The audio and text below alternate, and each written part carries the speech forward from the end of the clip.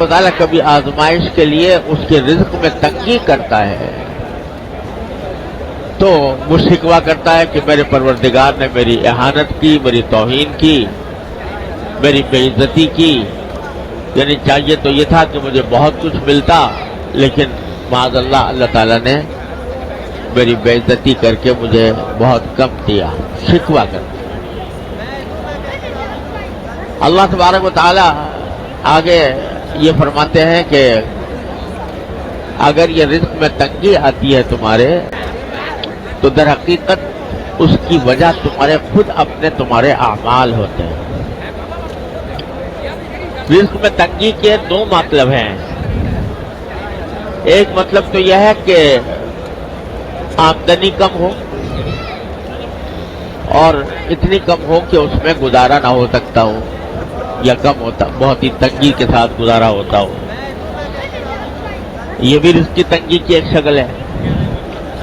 اور دوسری رزق کی تنگی کی شکل یہ ہے کہ آمدنی دیکھنے میں تو بہت ہے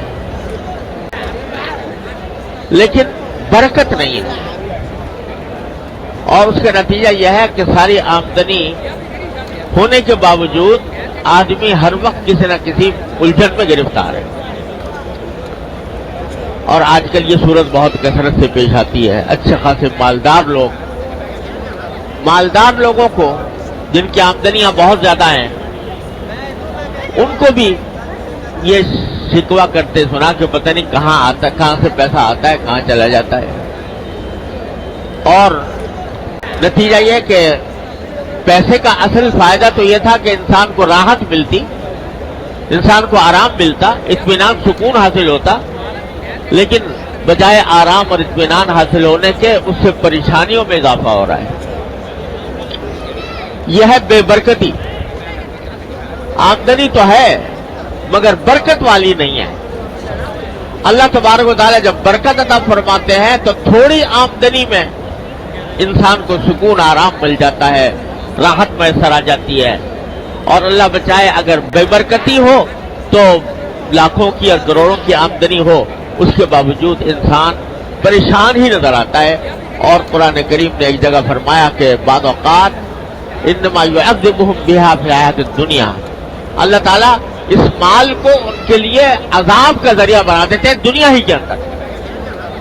یعنی مال تو بہت ہے لیکن مال کی حصول میں، اس کی تلاش میں، اس کے جو سرگرداں ہیں، تو اس میں دن کا چین میسر ہے، نہ رات کا آرام میسر ہے، نہ بیوی بچوں کے ساتھ وقت گزار سکتے ہیں، نہ اپنے گھر والوں کے ساتھ اطمینان کے ساتھ بیٹھ سکتے ہیں، راحت میسر نہیں۔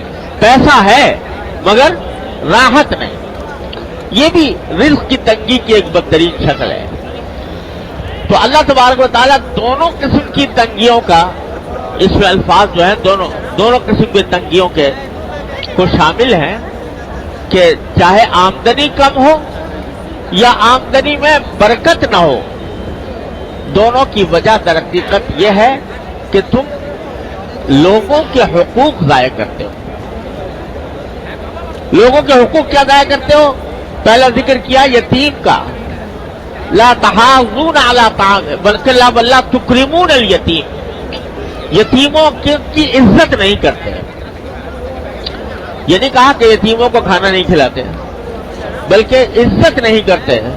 مطلب یہ کہ اول تو یتیموں کی دیکھ بھال میں تمہاری کمی ہے، اور اگر کبھی کوئی کرتا بھی ہے تو اس کا جیسا اکرام ہونا چاہیے، جیسی عزت ہونی چاہیے، اس قسم کی عزت اس کو نہیں دیتے ہیں۔ وَلَا تَحَاضُونَ عَلَىٰ طَعَامِ الْمِسْكِينِ، دوسرے لوگوں کو بھی کوئی ترغیب نہیں دیتے کہ تم مسکینوں کو کھانا کھلاؤ، مسکینوں کے حاجتوں کو پورا کرو۔